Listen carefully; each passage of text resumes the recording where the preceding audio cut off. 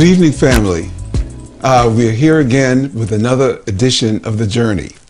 And as we like to say, the journey is from me to you and from you to me. As you'll see, tonight we have three very distinguished guests. You see two, and we are going to have our third joining us very soon. But before that, I have to tell you that my partner in crime here, Charles, is in fine tune tonight. Despite the temperature being like the north, and as some of you know, I'm originally lived in New York for many, many years. But Charles, this is just, unforgivably cold. I get a lot of criticism because, I spent time up north. So when the cold weather hits and I talk about how nice it is, people look at me like I'm crazy. But people up north, I tell them if the temperature drops below 60, people in Florida lose their minds. Absolutely. So it's just real funny, but I like the cold weather. I'm not in the sense that I just enjoy the changing of the season. I enjoy the summer as well and enjoy it. So it feels good. But like I said, they're not accustomed to it. So, exactly. But for me, happy with it. Happy. I hear you. But anyway, I'm Charles Morris. Welcome to the Journey 2020. And we're going to be talking about something very special today. And I am among some old friends. Not that we're old, but some old friends that's in the house. So, Dr. Robinson, I'm going to turn it back to you. And so you can just talk about the 25th anniversary that's taking place. Very good. Since Charles, you had introduced yourself, and I figured by now that our regular listeners and viewers know who I am. But just so that you know, I'm Dr. John Robertson, psychologist and co-host in The Journey 2020. Tonight, as I said, we have some truly distinguished guests, and on our couch we have right in front of me a very special mayor, and he'll tell you why in a bit, and that is Mayor Bruce Mount, the mayor of the town of Eatonville. And Eatonville we are very proud of here in the Orlando area and all over Florida. Beside him on my right is my good friend and partner in some other crimes, if you want to call it that, Dr. Marie-Jose Francois. And Dr. Francois, in addition to being a physician, is the executive director of the Center for Multicultural Wellness and Prevention. In addition to that, in her spare time, if that doesn't keep her busy enough, she's also board president of the PEC, which is the Organization for the Preservation of the Eatonville Community. And the third person who is journeying here is NY Nethiri. And when NY comes in, you will also understand why she is a very special person. So I'd like to start, as Charles mentioned, this is the 25th anniversary of a very special festival. And I'm going to ask Mayor Mount if he'll just say a word or two about that. Well, the festival here is always great for the historic town of Eatonville. We always look forward to it. Seems like it comes up very fast, which is actually good. It's actually good for the economy of the town of Eatonville. It's actually good for people all around the town of Eatonville. As we know, is historic. The oldest African-American town in America, still standing, still with the sustainability we know with the economy that we're still able to exist. So the festival just gives that boost that we look forward to. It's a joyous time, and we love the Zora Neale Hurston Festival. Okay, very good. And the Organization for the Preservation of Eatonville is one that takes the lead, as I understand it, Dr. Francois, in organizing the festival. And will you tell us just a little bit about perhaps your role and the organization of the festival? Okay, my role is I am the president of Preserve Eatonville Community, short for PEC. And as the president of Preserve Eatonville Community, I am really with the other board members, we are really assisting NY Naturi, which is in a way the executive director of the agency, in the planning and organizing of the 25th anniversary of Zora Neale Festival. Okay. And we are like a support system.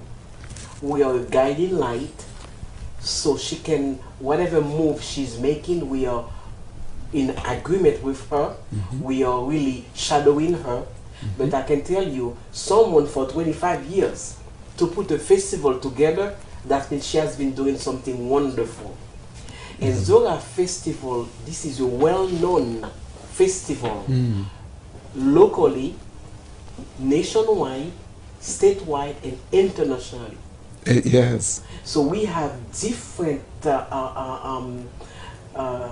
really writers, filmmakers, craftsmen, craftswomen, anyone in the arts and humanity coming to Eatonville to be part of that festival. And NY will tell you, in that planning, we have a specific group called the National Planning Group.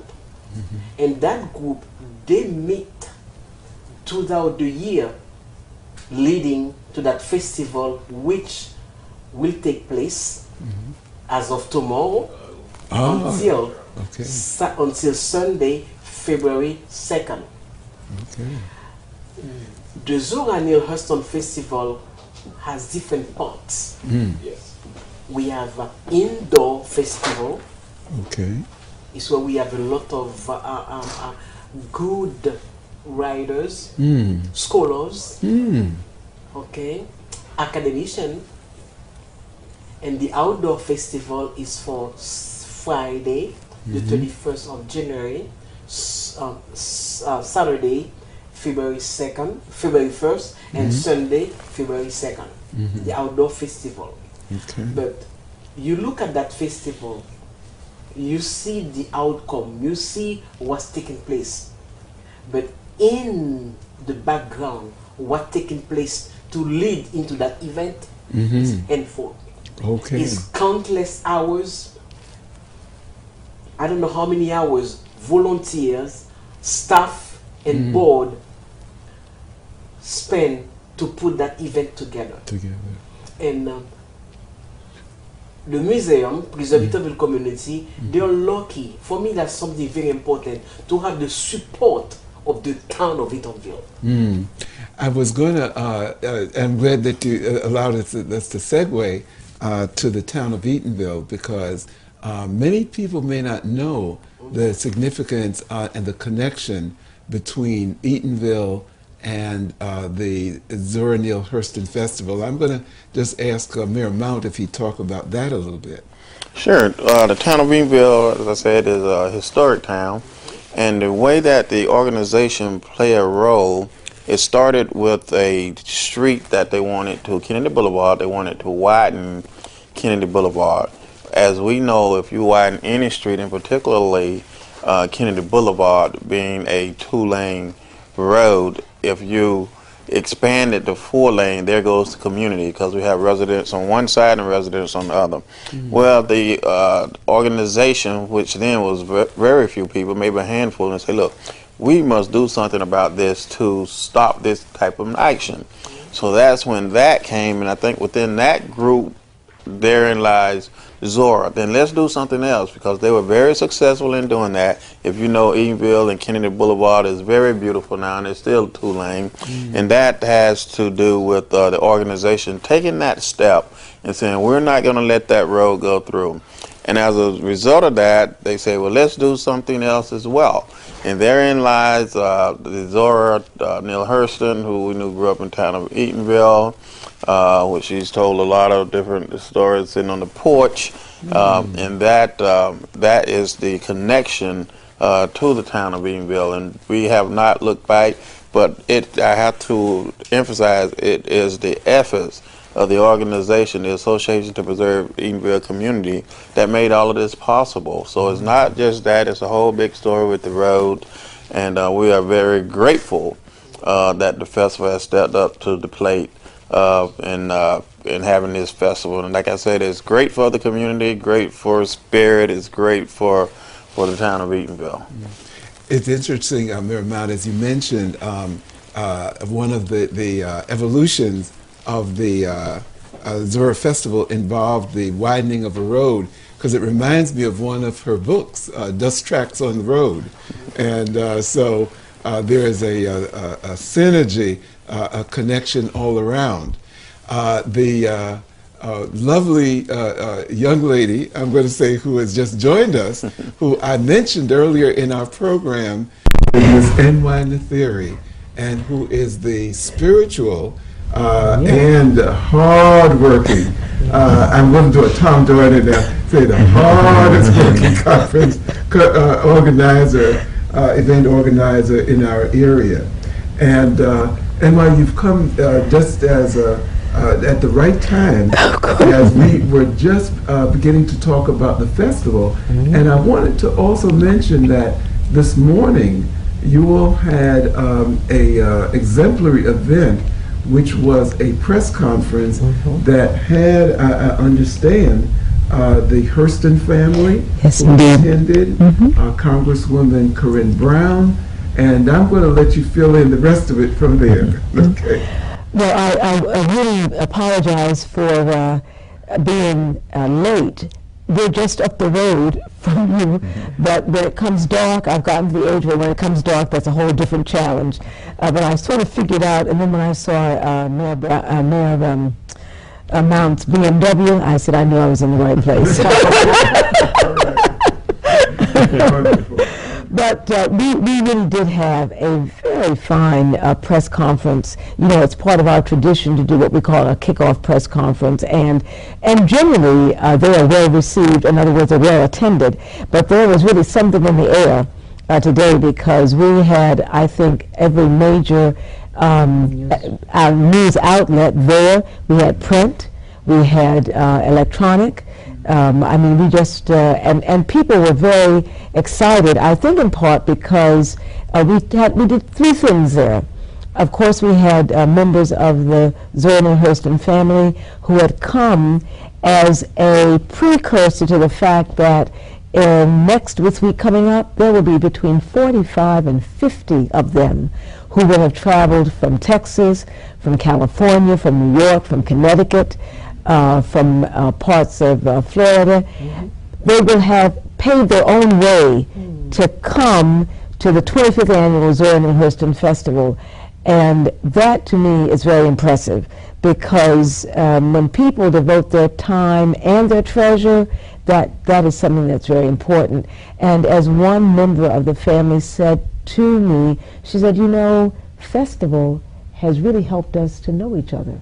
I mean, she said back in the 1990s, that's exactly what happened. And in fact, so many of them that are coming, this will be a first time that they are meeting each other. And what a fine testimony to the significance that they ascribe to the festival. Then we also unveiled a very lovely portrait of Zora Neale Hurston, an image that really is not well known because it's really been kept quiet and in the family. And the fact that that family members allowed us to use it as our official festival poster is very important. And then I think the third thing that really has captivated people's attention is our Zora STEM conference. Now, of course, Frankie Beverly, Mays featuring Frankie Beverly, I mean, that's just a driver. This is not an exaggeration. Our office manager has been spending 6 to 8 hours every day for the last 2.5 weeks receiving people who have bought Mays featuring Frankie Beverly reserved seats on PayPal. I mean, it's just, it really is, it's amazing. At the same time, well, I'm going to ask you to just hold on that little prize. We've got audience for you, something very special that NY is going to share with you. But I wanted to get back a little bit, and this because all three of you have been so involved, you know, that with the festival and the knowledge of Zora Neale Hurston. one of the things I was surprised by the other day, I mentioned the festival to a young person that I was working with, and they said to me, Zora Neale Hurston, who's that? And after my jaw dropped, and I said, okay. I said, okay, John, just be calm. Okay, don't get into your old folks rant. Yes, yes. Why don't you know this, etc. I'm going to end. I think most of our audience are aware, but we actually have an international audience. So I'm going to just ask NY, either you or someone, just to tell us a little bit about Zora. Yeah. And you make a good point, because in fact there are lots of people who do not have any idea of who Zora Neale Hurston is and what her significance is. And so let's go back. She was born in 1891. She was born in Alabama, and by the time she was 2 years old, her parents had moved to Eatonville, which was really a town known, as it advertised itself, solve the race problem, come to Eatonville and govern yourselves. There's not a white family in the town. This is exactly how it advertised itself, and it might be, it's instructive, I think, to understand what was happening in the South during the period right after the election of 1876. You know, in 2000, we had a contentious election, and Florida was at the focus of that disputed election. Well, in 1876, the same thing occurred. Florida was the focal point of a contested election, and the candidate Rutherford B. Hayes said to the elected officials in the House of Representatives from Florida, if you will vote for me, if you'll cast your vote for me, then I will remove the federal troops from the South. After the Civil War, after the war between the states, as some Southerners call it, and the North had won the war, what it did was to really put its foot on the neck of the South, so to speak. And part of that was the troops that were stationed there. Well, those troops actually were the safety valve for the black population. So when Rutherford B. Hayes became president and he removed those troops, what you had then, as some historians say, was really a kind of reign of terror on the black population. And you could see it in several different ways. One, you had this whole business of the chain gang. That is where you could be taken, incarcerated, and you were kept incarcerated until the boss decided that you were free. Again, it was really a way of recapturing the free labor that the enslaved population had experienced. The other thing that happened is you saw black people losing their land by what was called stealth or chicanery, right? I will remember that the Reverend Jesse Jackson made a comment about what happens when judges are really creatures of the current social value, whatever it is. And that really was the case in 1898. Or it might have been 1896, I may be 2 years off. But the Plessy versus Ferguson, that is when the United States Supreme Court enshrined Jim Crowism, separate and not equal. And when you look at the fact that for about 25 years, you had a kind of the rise of the Ku Klux Klan, you had lynchings rampant, you had the fact that you had the incarceration of the black population by the chain gang, and when you see that black people were losing their land systematically, as a matter of fact, historians say that there were a series of laws that were called the Black Codes, because those laws were enacted throughout the South specifically to relegate the black population to a menial position, okay? So then you have some black thinkers who say, well, we cannot live in peace with whites, then we need to separate ourselves. and you have what's called the race colonies movement. Eatonville is a part of the race colonies movement, but it was a bit different than a number of the others, because in Eatonville you had black men who had money and were able to buy land from white men who were willing to sell it. All right? And so when Joe Clark, and he was the developer, when Joe Clark bought the parcels of land from Josiah Eaton, hence Eatonville, when the Eatonville speaker says, come to Eatonville and solve the race problem, you know, come there and govern yourselves, Eatonville was the first incorporated African-American municipality in the country. Now, Zora Neale Hurston's genius was her willingness to research and to celebrate the common people's lives. Now that on its face was a really bold thing to do, and really was something of a maverick, because if you think about the fact that what she was doing was celebrating the people who were illiterate. Illiterate, meaning they did not know how to read and write. Not that they were ignorant, but they were illiterate. At the same time, just coming out of enslavement, you had African Americans, Negroes, who did not want to have anything to do with anything that reminded others of their former place. At the same time, you had whites who were saying, well, you know, you're just barely a step above a monkey. So, you know, the way you talk, that just proves it. So for Zora Neale Hurston to really understand the beauty of the language of her people, to understand the stories and the folkways, and really spend her time documenting that really was out of step. And so Zora Neale Hurston is known amongst the folklorists, and I'm speaking now across that discipline, of people who say if it were not for her primary research, we would not know the authentic folkways of the people who came from Africa and brought with them such a wealth of culture. Because, if the truth be known, that culture has influenced immensely the people of the United States. Look at the blues, look at jazz, look at the literature.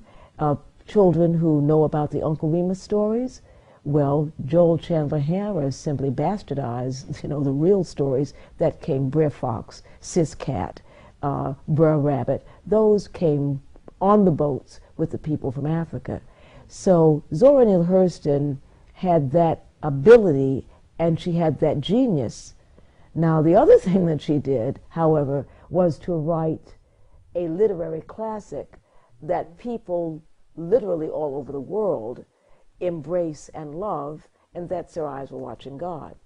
So if you are going to school, if you have children in school, if your extended family, the point now is that you are not considered educated if you have not read Zora Neale Hurston, because you are going to encounter her in school, in an international baccalaureate or advanced placement or some English survey or American studies.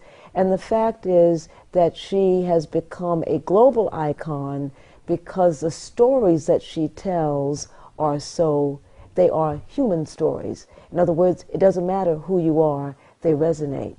So for someone to say that he might not know of Zora Neale Hurston, really lets you know something about his background, where he is in his life, because probably he's not on the radar screen when it comes to education, because literally everybody and his mother, sister, and father is reading Zora Neale Hurston in school, whether they want to or not. That's right. I want to come back to Mayor Mount again, because the fact of Eatonville being the first incorporated black town in the United States is significant. And Mayor Mount, I believe that history of having black leadership throughout its history is a continuous one, is it not? Oh, absolutely. Okay. It is. And when we look at the different cities around the nation. We know with this economy, so we don't take being the oldest African American community lightly. And I always say that we are representing not only the folks on Kennedy Boulevard, but we are representing a global people when we're talking about the whole history. When we're talking about those 27 men who had the tenacity to say, "Hey, let's start our own community." So all of that, when all of that come into play, and a lot of cities has gone under. A lot of cities is in peril. I can name Hobson City, a couple more that's coming up. So we know that in order to sustain, we need people like the NY and the theories of the world to say, hey, we want to keep this community alive. We want to keep it vibrant. If we don't, it will perish. So I don't think that that we need to take it for granted. I always say that we're standing on the shoulders of giants, because had it not been for those people and God on their side, that we would not be in existence today. So the significance of Eatonville is very, very real. Everybody knows about it, and we're trying to get some more outreach. So when we look at a festival like the Zora Neale Hurston Festival, we're looking at people from a global area that's coming into the community, helping the economy of the community. When we talk about the folks that come in from Russia, that is a testimony of what Eatonville is, what Eatonville can be. We strive every day to be better than we were before. But when we talk about the legacy that those 27 men left us, we want to continue to build on it and keep this festival alive and well. It's interesting, Mayor Mount, as you said, you're going to be getting a contingent of folks coming from Russia. Isn't it amazing that people thousands of miles away can know about Eatonville and the Zora Neale Hurston Festival, and we have many young people in our community here and across the country that, like we like to say, may not have a clue. So I'm glad that you're here with us tonight to be able to spread the word, and we're going to be archiving this so that long after this broadcast, we will be able to have this as a way of spreading additional information about the festival and about Eatonville. And I want to turn a little bit to Dr. Francois, because my friend is a very hard worker and often likes to be behind the scenes working hard rather than up front and being very public. But I'd like to ask you, Dr. Francois, what motivated you to become involved with the Zora Festival, and what has it meant for you? Okay. After the earthquake in Haiti, 2010, I was involved with Zora because when Edwidge Datica came, I helped with the setup, all of the logistics for her coming to do nice setup for us. But the year after the earthquake, NY has a wonderful idea to say we have a lot of Haitian artists. What about inviting them to come to participate at Zora Festival? Because Zora went to Haiti, she went to Jamaica, she did a lot of research, and she has a book about that. And I can tell you, during that festival in 2011, we had 17 Haitian artists who came. In a way, it's a type of economic development. They came with their works, the very beautiful artworks, and we still have those artworks at the museum. And they sold those artworks, and all the money they received from their selling, they took the money back home to Haiti and take care of their family. Wonderful. So for me, that year festival, Remember in Haiti, that was something treasure for me. And now, for the past 2 years, I am the president of Preserve Eatonville Community. I know the festival, people see stuff outside, but there is more to the festival than the outdoor festival. It's that education piece. It's that awareness with the young people to understand the meaning of education. Because if you read those books, Zora always talk about reading, cultural pride, be proud of who you are, Yes. heritage. Yes. So, and NY will tell you more about it. We are putting a big emphasis on the young people, talking about education and talking about more about the STEM initiative. Okay. So my role with Preserve Eatonville Community as the president of PEC is really to be a support and anchor for the director of the agency, NY Natiri. Okay. You know, one of the things that all three of you have stressed is in many ways, the uniqueness of the Zora Festival. That is not only a good time to be had and kind of basking, you know, in the cultural warmth, etc., but that there is an educational purpose to that. And that differs from many other festivals, because either you have a festival that may be like the Miami Book Fair that is all, you know, about literature and reading, and not so much, you know, about enjoyment and entertainment. And the Zora Festival, I believe, and if I'm overstepping, let me know, I think characterizes the personality of Zora, who was a fun-loving individual. She was an intellectual. Yes. And she also hung out with the common people. And I believe that the festival captures that in a very nice way. Yes. And so I want to go back to NY, as you were about to talk, NY, about the special program that is coming up, the STEM program. Absolutely. You know, one of the hallmarks of the historic Eatonville community is education. As a matter of fact, we say there are really 4 anchors that have really kept that community coherent: faith, family, education, and civic pride. In 1895, the founders of the Hungerford Industrial and Normal School were sent from Tuskegee Institute, that institution that was founded by Booker T. Washington, and they established the Hungerford Industrial and Normal School. Now, the role of that school was to ensure that the people who graduated had the ability to be a positive contributor to the society.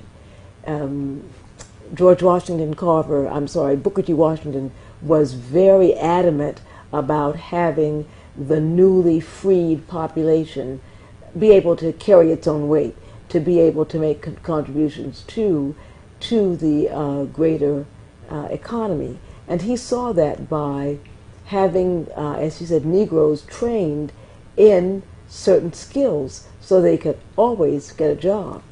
And one of those skills, of course, was using your hands, laying brick, taking stenography, anything that really had a service component to it that required that you master a body of work. And indeed, up until about 1954, the Hungerford Industrial and Normal School accomplished its mission without any hesitation. So as we look at the fact that in Eatonville, there is no longer a school where the students go. They go to the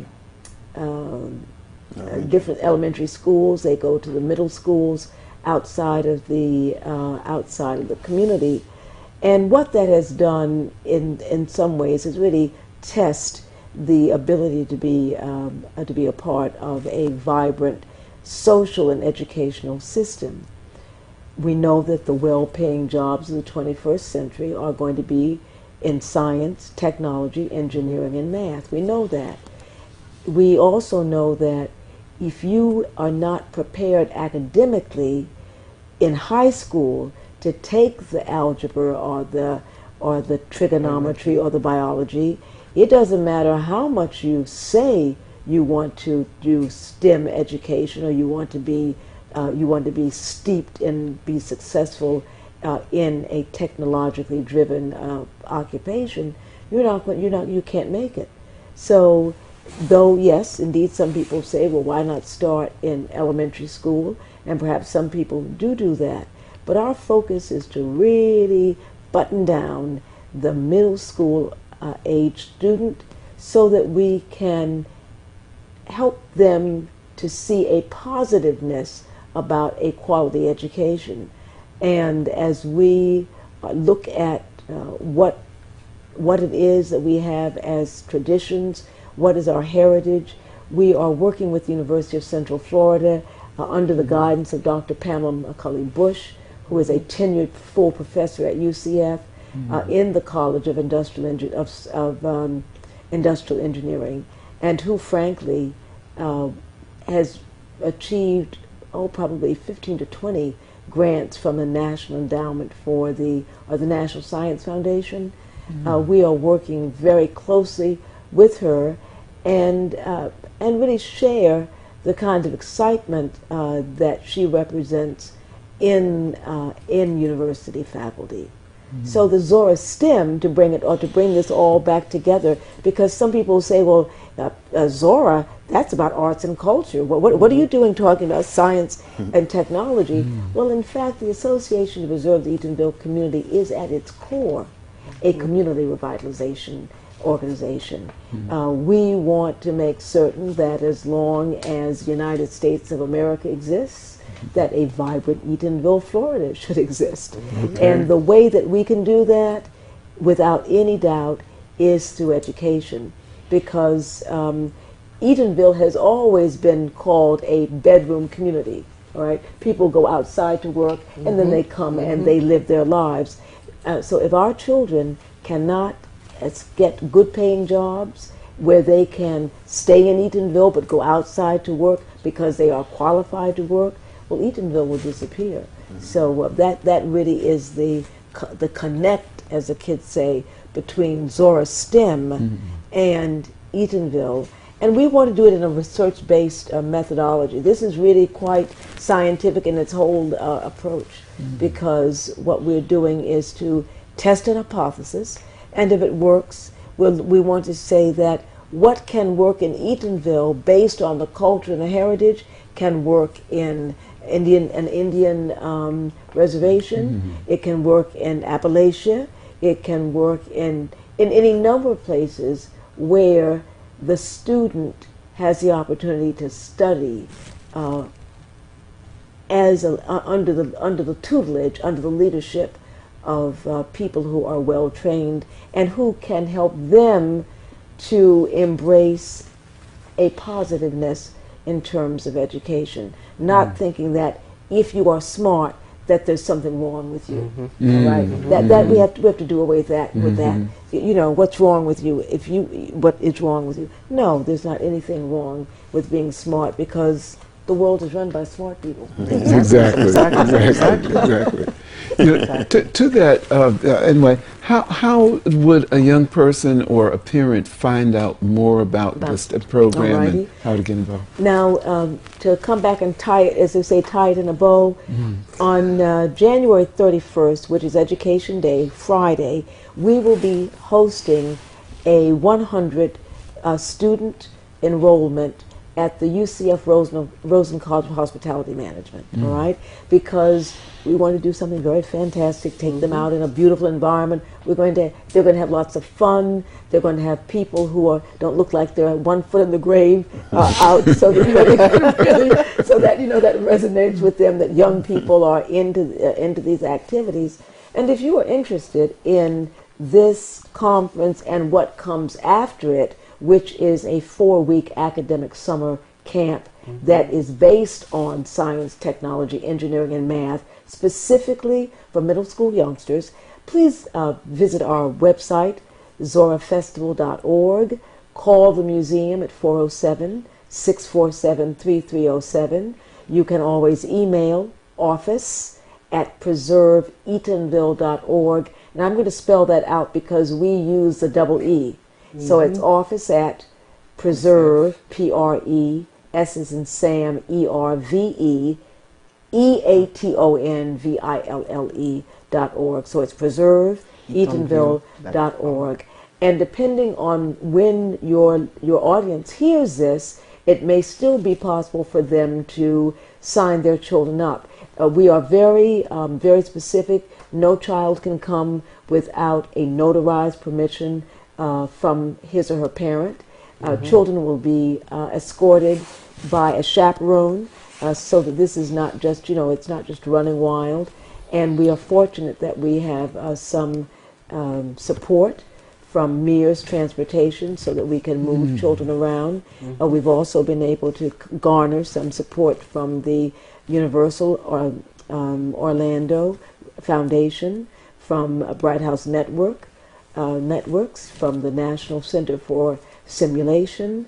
We really have been able to do some quiet, careful planning so that we will have a very solid program in August, and I'm sorry, in June through July. And I think that the parents and guardians can be assured, because of our track record. We've been doing year-round education programs. We've been doing programs that help children to come out of their shell, to help children be able to represent themselves well for the last 20 years. And we've become really quite expert, I would say, respectfully and humbly, in what we do in terms of working with young people.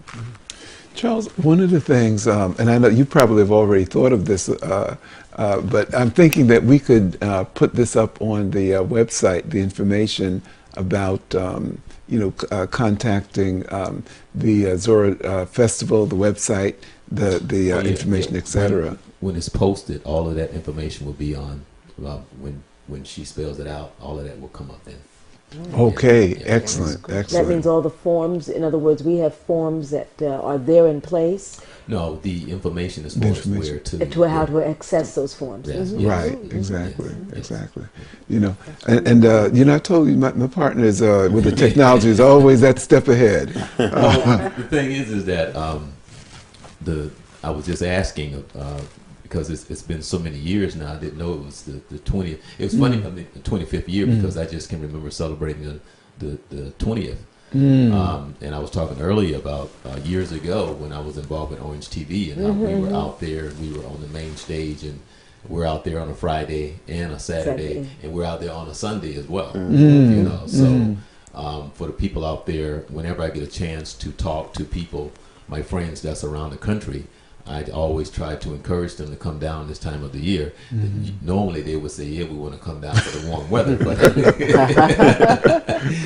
but I always try to tell them about it, and especially if they have kids, that they should come and definitely, check it out. Very educational, very informative, and something that everybody should know, about it. Absolutely. I wanted to just check with Dr. Francois again, because one of the things that as a healthcare provider, and as a physician, I know that you've seen each year that there is a health component, to the Zora Festival, and we've not had a chance to talk, so I'm not sure. So I'm asking now, what is the involvement as far as health and perhaps health services in the festival? And I can add more, but so far we are going to have something similar to the health village. Okay, and I don't know for sure who will be there as vendors, but this year we'll have something unique, original, just looking at obesity. Okay, so we have Department of Agriculture coming to promote fresh foods, fresh vegetables. So That's to important. really promote young people and their family to consume 7 fruits and vegetables a day. And they're going to give free fresh fruit, fresh vegetable for 3 days. Friday, Wow. Saturday, and Sunday. Okay. Okay, they were very pleased, and I believe I can say more about what they will do. And beside that, I know Blue Cross and Blue Shield, they are always there, and they are very proactive into primary prevention, basic blood pressure, and all of that. And last year we did have the UCF School of Medicine. I don't know about this year if they will be there, but we'll have some type of health component. Yes. Okay, that's very good. You want to add into that? And as a matter of fact, if there was any doubt about me being there with the fresh fruits, fresh food, yeah, I will definitely be there, because Yes, this yes. this is the time of the year when if they've got corn, I will go 30 miles Exactly, exactly, to get exactly, that. So, exactly. but Yeah. NY, did you want to add anything? I to would it? simply say that when what we're looking at is a holistic approach. Exactly. And so for some years we did what we call the Zora Health Village, but now we've expanded that concept to healthy lifestyles. And so that means that, for example, we will have our Yard and Gardens booth from Eatonville, and you will have fresh baked goods. You will have plants and plants that have been vegetables that have been grown organically. You will have also there, as Dr. Francois has referenced, the Department of Agriculture, fresh from Florida. We'll also have at that building your family history, because it's important to know To know your about roots. your medical, That's your right. family medical That's history. right. Because in fact, Very important. it really, it's quite something what happens, when certain things come together and you had no idea that you were carrying those traits. So that, of course. The other thing that we do is our Zora Literacy Initiative, where we give away books, free age-appropriate books to any number of children. And that's going to be very important that we're able to do that.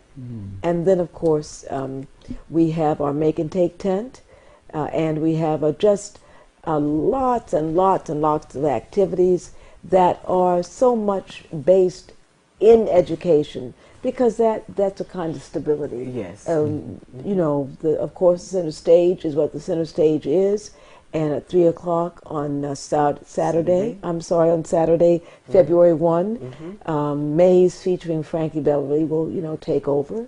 And on Sunday, February 2, we will be treated to the Gospel Chorale, or the Bethune-Cookman University Concert Chorale, and the lovely renderings of Melba Moore. So, it's just...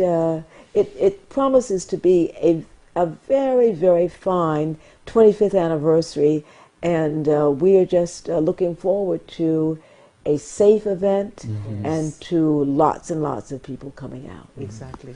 With those names that you call it, Bruce, are you going to have enough space for people to park in Eatonville this year? Oh, absolutely. Absolutely. We make space. Well, what I'm saying is, I know you're going to have a very large crowd. Absolutely. But let me ask you a question.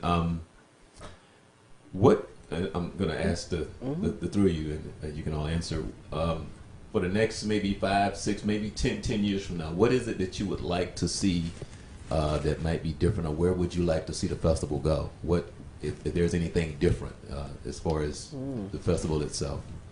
Well, personally, I would like to see the festival grow. It's grown tremendously. Where it started out, I remember, I think it was maybe 200 people there, I think, when they first started. So when we look at growth, it has had tremendous growth. Eventually we shut Kennedy Boulevard down, but eventually maybe we can go to Lake Avenue in 1792 to cross over boundaries, because the festival is, like I said, is not just for, I'm gonna say, Eatonvillians, it's for everybody. So if we can cross over boundary lines, we know that Maitland is very close to Eatonville. And with that whole camaraderie, that whole working together, I don't see that being impossible with different partnerships. But the festival has grown. I like the education component and how that is growing. I can tell you that my kids grew up under the PEC with the programs throughout. So I would just like to see, and I know it's what happened. It's a lot of educational things that that's going on, and just help a multitude of people. Like we said, it's not just the festival. So 10 years from now, it's going to be different topics that we have now, but it's just escalated. So that's where I see it going. And what? Well, I would like to see in 10 years that we would have made a substantial progress in establishing Eatonville as one of the centers for the study and celebration of those subjects that relate to the diaspora, meaning where people of African ancestry have spread across the globe. One of the things that really has come out of festival is that it is an economic engine. It has the ability to impact the Central Florida and Orange County community, and that's been documented by third-party research. What was then called the Orlando Orange County Convention and Visitors Bureau hired Varga Research Associates, which is one of these agencies that's a private, for-profit business. And what they found by doing careful research and looking over a period of time as to what happens in Eatonville when people come, you saw that that heritage culture is a driver. So for every dollar that is invested with us, we return $6 or $7 in terms of rate of return on investment. So what that means is that you've got a nice little cottage industry in Eatonville that can be developed. We'd also like to see, frankly, a kind of multi-use to the property that is currently housing the Hungerford Industrial, Robert Hungerford Preparatory High School campus. You know, it's people say to us frequently that Eatonville is a diamond in the rough, that Eatonville is a gold mine, and that if the people of Eatonville can understand how to best put forward what it is that the town looks like and how it feels, then there's not anything but good news for the people of Eatonville, for us as an organization going forward into the next 10 years.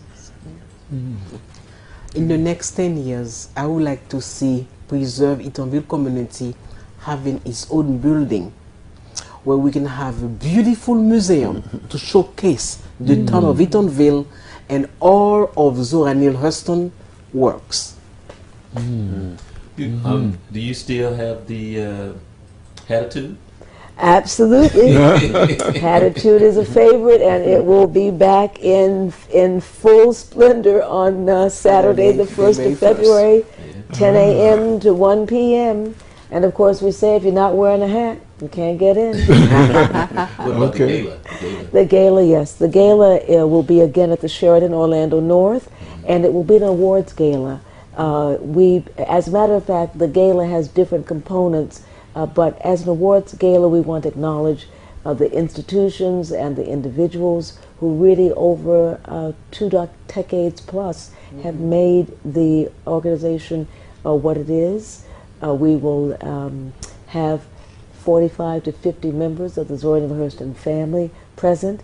That is a major component.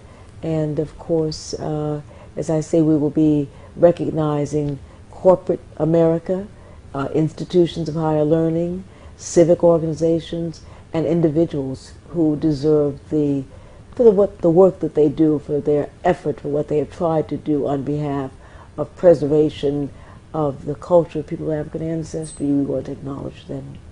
On Fridays, are you going to still have your storytellers? Absolutely, yes. Yeah. It's and the best stories will be an evening with Zora. at the UCF Rosen College of Hospitality Management. Lynn Whitfield, the actress, lovely. and Avery Brooks, the actor, under the Wonderful. direction of Elizabeth Van Dyke, will be doing readings there. And we're really just very excited about the programming generally. How far out do you do your planning? Like for next year, when do you start that? Well, we have started that. As a matter of fact, we're Okay. working. We started 2015. We're working on 2016, and in Yeah. fact, we're also Okay. working on 2019 because that will be our 30th year, and we'd like to do something outside of the United States, and so we're working with some partners. Wow, wonderful. I want to ask Dr. Francois that you mentioned earlier the writer Edwige Danticant from Haiti, and one of the features that I always liked about the festival was the featuring of an author or a writer, someone who was significant in literature. And I'm wondering this year, is that going to be a continued Yes, event? yes. I believe she will be there on Friday. No, Saturday. She'll be there on Saturday. Yes. Okay. Yes. In fact, the Edwige Danticant, yes, is coming. Yes. She'll be there this year Oh, on Saturday. wonderful. And that is an excellent kind of situation. I can understand why Charles was asking about the parking, because that definitely seems like that is going to be a challenge. The other thing that often with festivals, folks have at the back of their minds, but often don't talk about, aside from being in the kitchen, and that is the safety. And one of the things about the festival that I've always felt in attending is that for me, it has felt like one of the safest places in the entire central Orlando area. And do correct me if I'm wrong, my perception is that things like incidents and crime, etc., has almost been non-existent during this time. Absolutely. And let me just go back just a little, then I'm going to segue into the festival.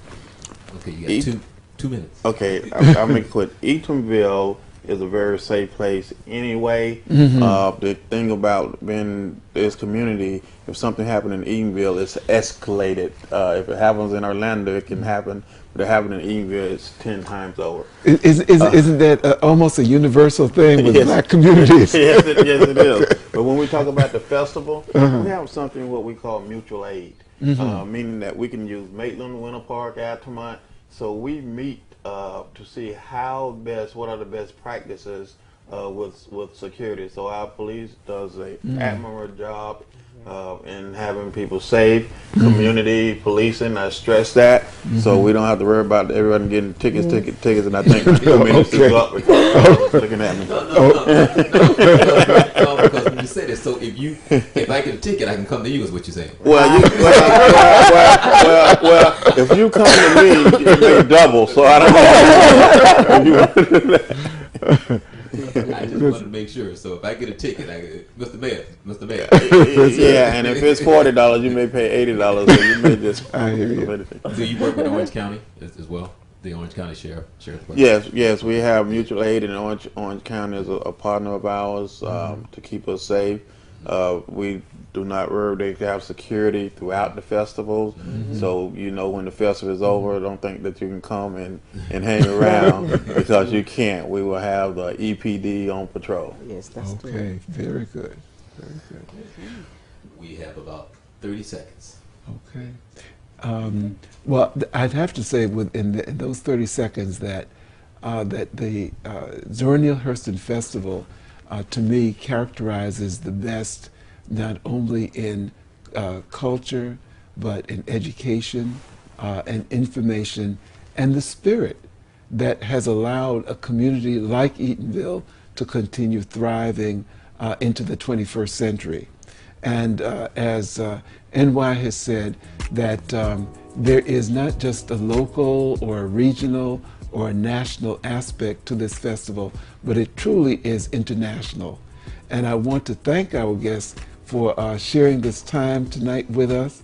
I believe that you've forwarded the spirit of Zora and also of the festival and of Eatonville in a way that I don't think without you we could have done that. So thank you for being with us.